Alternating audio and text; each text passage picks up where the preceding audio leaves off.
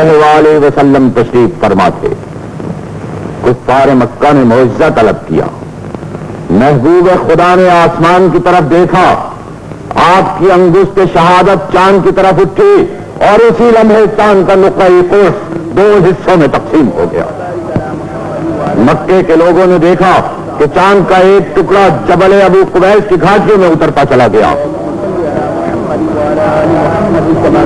یہ ہے وہ جگہ جہاں آج بھی اسلام کے پرستار اپنے گناہوں کی معافی مانگتے ہیں اور اپنے رب کی نعمتوں کا شکر ادا کرتے ہیں۔ چاند کے 2 ٹکڑے ہو چکے تھے، مگر کفار مکہ کے دلوں پر لگی ہوئی کفر کی مہر اس وقت نہ ٹوٹ سکی۔ قل اوحی الی انہ استمع نفر من الجن، اور یہ ہے مسجد جن جہاں رسول برحق نے جنات کو وحدہ لا شریک کے احکامات سے آگاہ کیا۔ اسی مقام پر آپ نے جنوں کو تعلیم دی اور حق و صداقت کا سچا راستہ دکھایا۔ فاصبر كما صبر أولو العزم من الرسل ولا تستعجل لهم۔ اسی سال کفار مکہ نے حضرت ابو طالب سے مطالبہ کیا کہ رسول اللہ صلی اللہ علیہ وآلہ وسلم کو ان کے حوالے کر دیں یا ان کی حمایت سے دستبردار ہو جائے۔ حضرت ابو طالب نے اس مطالبے کو مسترد کر دیا۔ قریش کے سردار آگ بگولا ہو گئے اور ایک معاہدے کے ذریعے متفقہ طور پر بنی ہاشم اور مسلمانوں کا مقاطعہ کر دیا۔ یہ ہے شعب ابو طالب جہاں 1400 سال قبل صرف ویران پہاڑیاں اور گھاٹیاں تھیں۔ انہی گھاٹیوں میں رسول اللہ صلی اللہ علیہ وآلہ وسلم نے اپنے خاندان اور مسلمانوں کے ساتھ مسلسل 3 سال مصائب و آلام میں گزارے۔ 3 سال تک معصوم بچے دودھ کے لیے ترستے رہے، بوڑھے مردوں اور عورتوں کو پیٹ بھر روٹی نہ ملی، نوجوانوں سے تجارت اور ملازمت کے حقوق چھین لیے گئے۔ آخر 10ویں نبوی میں کفار مکہ کا وہ معاہدہ جو کعبے کے دروازے پر آویزاں تھا دیمک نے چاٹ لیا۔ قریش کے سرداروں نے معاہدہ کھول کر دیکھا تو اللہ اور محمد کا نام باقی تھا اور تمام معاہدہ دیمک چاٹ چکی تھی۔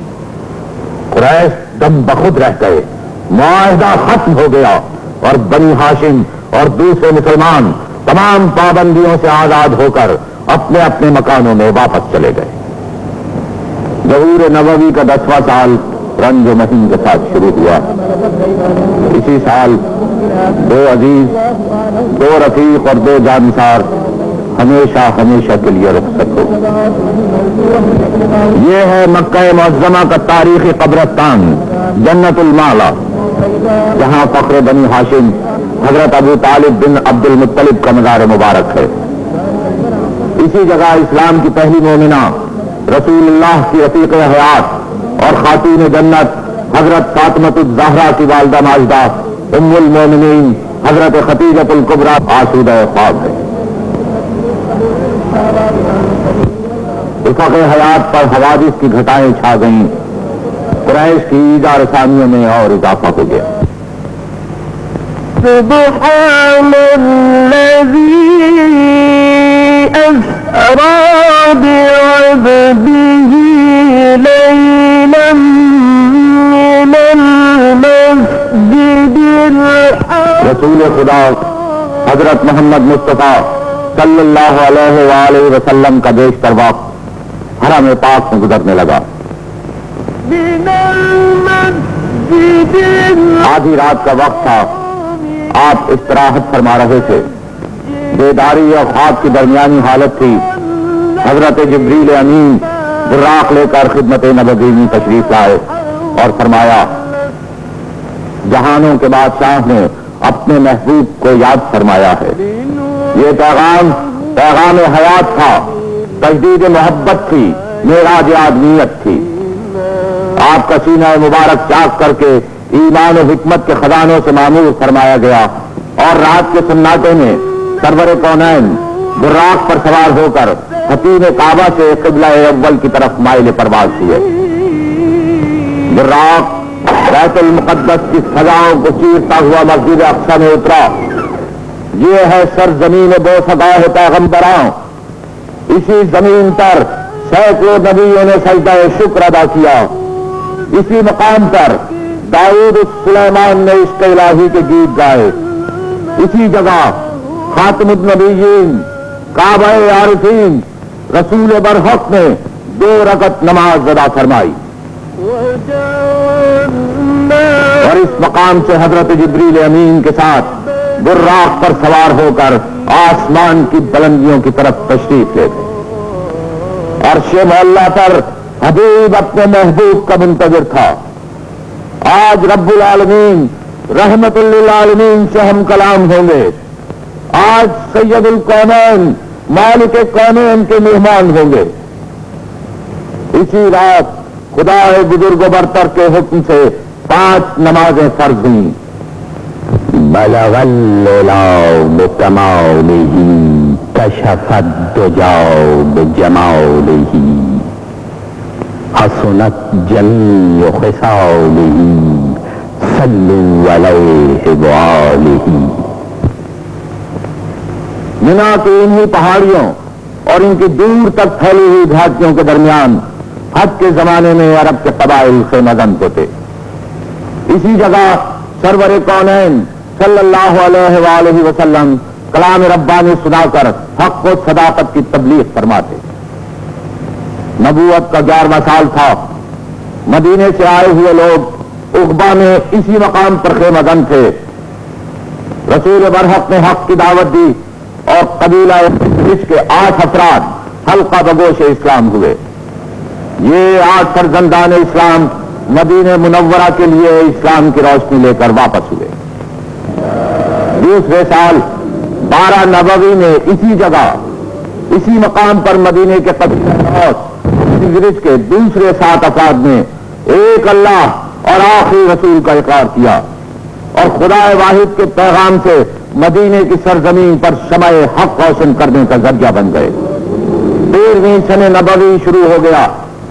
عقبہ کی اسی گھاٹی کو یہ فخر حاصل ہے کہ معلم الہی داعی ربانی حضرت محمد مصطفیٰ صلی اللہ علیہ وآلہ وسلم نے مدینے سے آئے ہوئے قبیلہ اوس اور خزرج کے 73 مرد اور 2 عورتوں سے اس اقرار کے ساتھ بیعت لی کہ ہم اسلام کی تائید اور نصرت میں ثابت قدم رہیں گے، ہم خدا کے رسول کی حفاظت کا ذمہ لیتے ہیں اور عہد کرتے ہیں کہ رسول اللہ کے دشمنوں سے جنگ لڑیں گے اور کسی وقت بھی کسی بھی حالت میں حضور کو بے یار و مددگار نہیں چھوڑیں گے۔ اس عہد و پیمان کے جواب میں محبوب خدا نے انصار مدینہ کو یقین دلایا کہ آج سے تم میرے اور میں تمہارا ہوں، جہاں تمہارا خون گرے گا وہاں میرا خون بھی شامل ہوگا، جس سے تم صلح کرو گے میں بھی اس کا دوست بنوں گا۔ قریش مکہ نے رب ذوالجلال کی جس نعمت کبریٰ کا انکار کیا، اہل مدینہ نے 2 جہانوں کی وہی دولت اپنے دامن میں سمیٹ لی۔ 13ویں نبوی کی اس بیعت نے مرکز اسلام کو مکہ معظمہ سے مدینہ منورہ منتقل کر دیا اور مسلمانوں کو مکے سے ہجرت کا حکم ہوا۔ کفار مکہ کے گھروں میں جیسے زلزلہ آ گیا، سرداران قریش کی سرداریاں خطرے میں پڑ گئیں۔ باطل اپنی پوری شیطانی قوتوں کے ساتھ دین اسلام کو مٹا دینے کے ناپاک عزائم لے کر میدان میں اتر آیا۔ مکے کے انہی شاہراہوں پر مظلوم مسلمانوں کی توہین و تضحیک کی گئی، انہی میدانوں میں غریبوں کو تپتی ہوئی ریت پر لٹا دیا گیا، انہی وادیوں میں بے کسوں کو ننگے بدن پتھروں پر گھسیٹا گیا۔ اہل قریش کے ہاتھوں میں برف میں تلوار آ گئی جس سے خون کے قطرے ٹپکنے لگے، لیکن ابلیس کے چیلے توحید کے پیغام کو پھیلنے سے نہ روک سکے۔ آخر ماہ سفر کی آخری تاریخوں میں دار الندوے کے اندر بنو ہاشم کے علاوہ تمام قبائل قریش جمع ہوئے۔ ابو جہل کے مشورے پر اللہ کے برگزیدہ رسول سلطان کونین رحمت للعالمین حضرت محمد مصطفیٰ صلی اللہ علیہ وآلہ وسلم کو قتل کر دینے کا ناپاک منصوبہ تیار کیا. تلواریں میان سے نکلی اور منصوبہ قتل کی تصدیق ہوئی. اس اجلاس میں قبیلہ بنی مخزوم سے ابو جہل بن ہشام، قبیلہ بنی سہم سے پسران حجاج، قبیلہ بنی نوفل سے کریمہ بن عدی، قبیلہ بنو اسد سے ابو البختری بن ہشام، قبیلہ بنو عبد الدار سے نضر بن حارث، قبیلہ بنو امیہ سے ابو سفیان بن حرب، حارث بن عامر کے علاوہ دوسرے سرداران قبائل بھی شریک تھے. رات کے اندھیرے میں سلطان کونین کے گھر کا محاصرہ کر لیا گیا. رب العالمین اپنے پیغمبر کی حفاظت کر رہا تھا.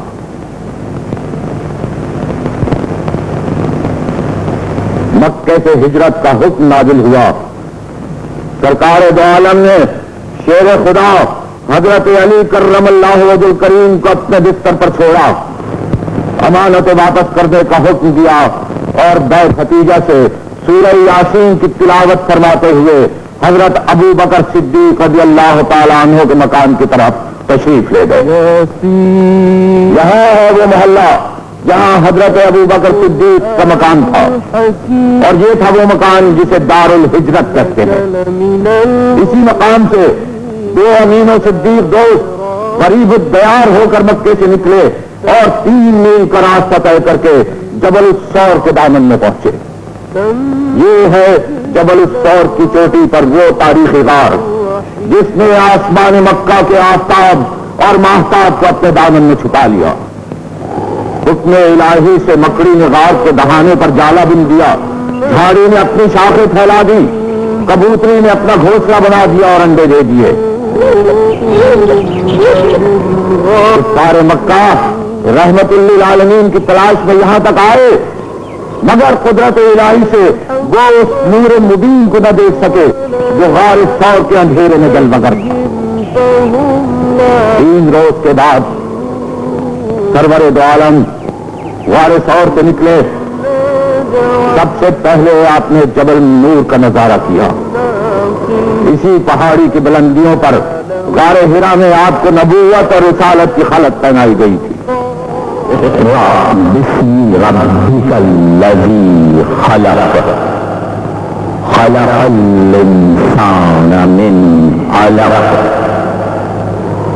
اقرأ وربک الاکرم الذی علم. آپ کی نظریں حرم بیت اللہ پر جم گئی. خانہ کعبہ سے جدائی کے المناک احساس سے آپ کی آنکھوں میں آنسو آ گئے. آپ نے فرمایا، اے مکہ، تو مجھے ساری دنیا سے زیادہ عزیز تر ہے، لیکن تیرے لوگ مجھے یہاں نہیں رکھنے دیتے.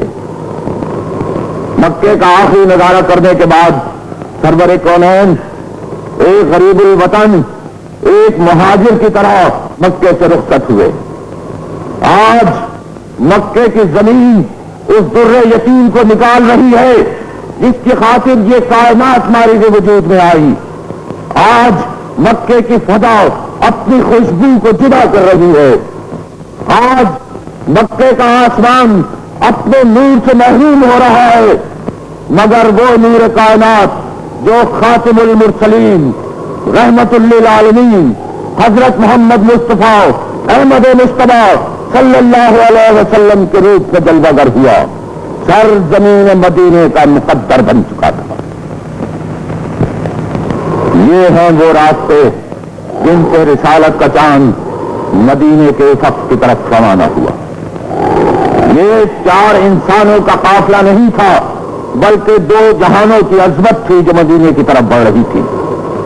مکے کا آسمان خون کے آنسو رو رہا تھا، زمین انگارے اگل رہی تھی، ویران وادیوں میں اڑتی ہوئی خاک ایک عظیم مہاجر کی آمد کا اعلان کر رہی تھی.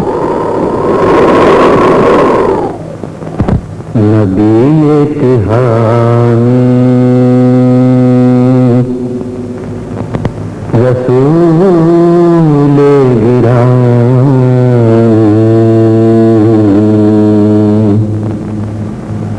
حبیب की शहीद की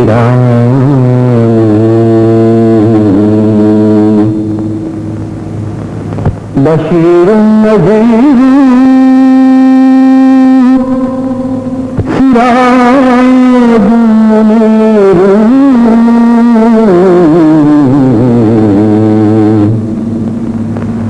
जमील सरापा जमाल दवा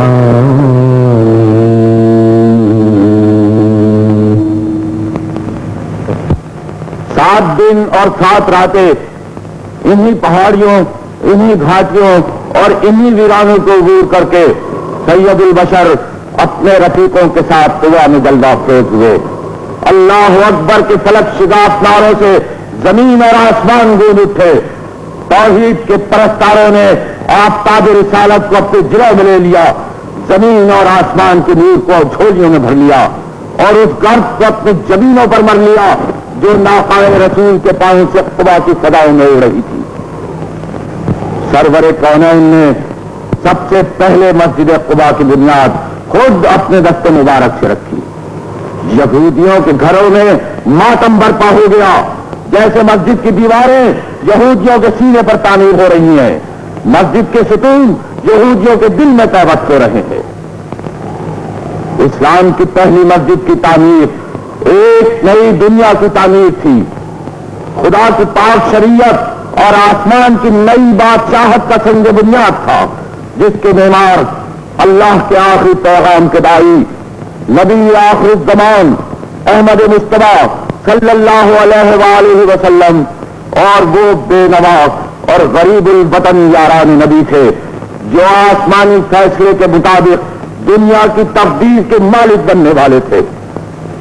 मस्जिद कुबा तामीर हो चुकी थी, जिसके लिए अल्लाह जल्ल शानहू ने इरशाद फरमाया, वो मस्जिद जिसकी बुनियाद पहले ही दिन परहेजगारी पर रखी गई है, वो इस बात की ज्यादा मुस्तहिक है कि तुम इसमें खड़े हो।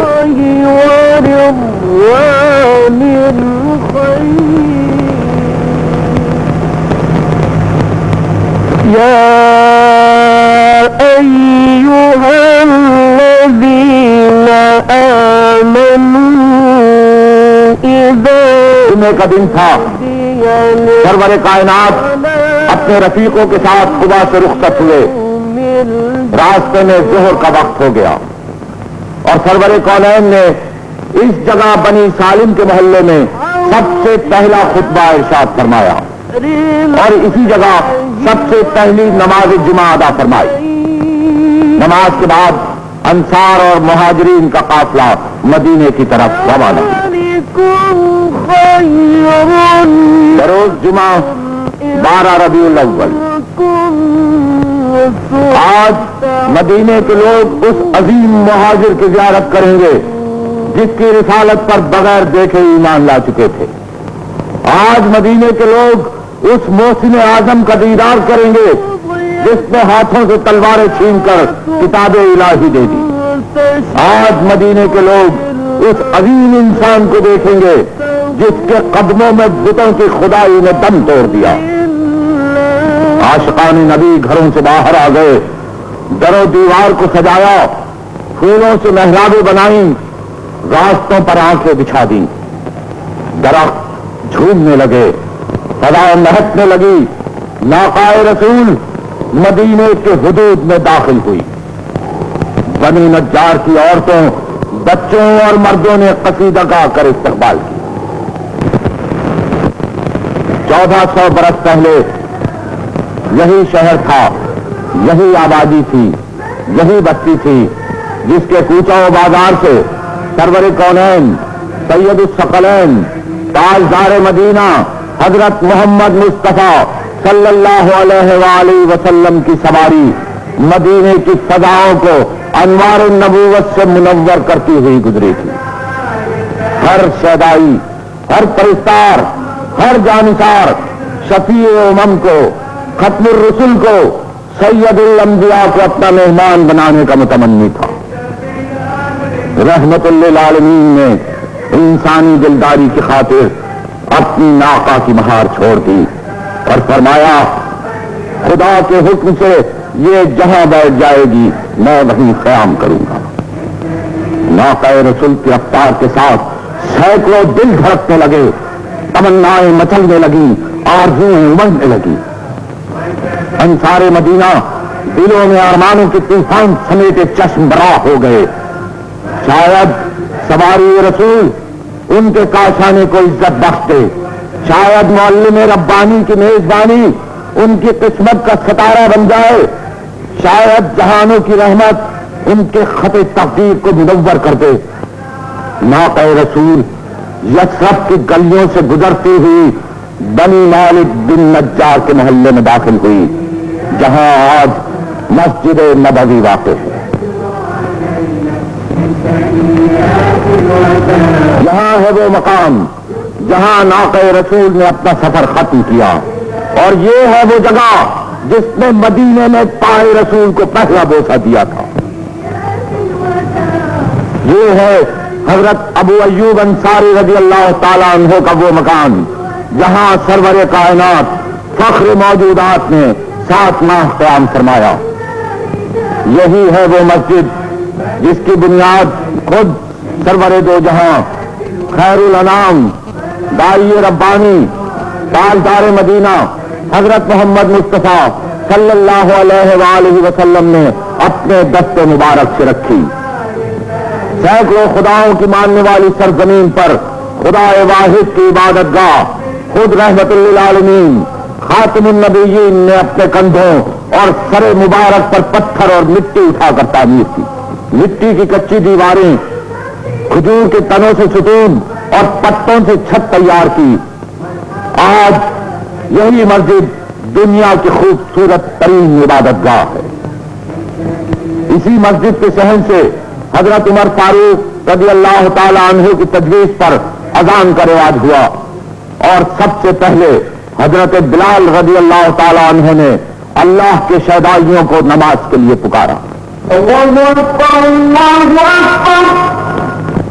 اللہ سب سے بڑا ہے۔ خدا کی اس کائنات کے ایک ایک ذرے میں اس عالمگیر حقیقت کی تصدیق موجود ہے۔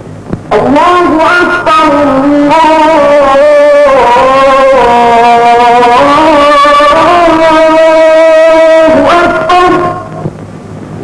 آواز بلالی مدینے کی فضاؤں میں بلند ہوئی اور تمام عرب پر چھا گئی۔ مدینے کے یہودی، مکے کے قریش اور تہامہ کے کفار اللہ اکبر کی تعداد نہ لا سکے۔ دین الہی کے پرستاروں کے خلاف آگ کے شعلے بھڑکنے لگے۔ عرب کے کفار 2 دھاری خنجر اسلام کے قلب میں پیوست کرنے کے لیے تیز کرنے لگے، اور اسلام کے پرستار ڈھال کی تیاری میں مصروف ہو گئے۔ انہی تیاریوں میں ہجرت کا دوسرا سال شروع ہو گیا۔ رب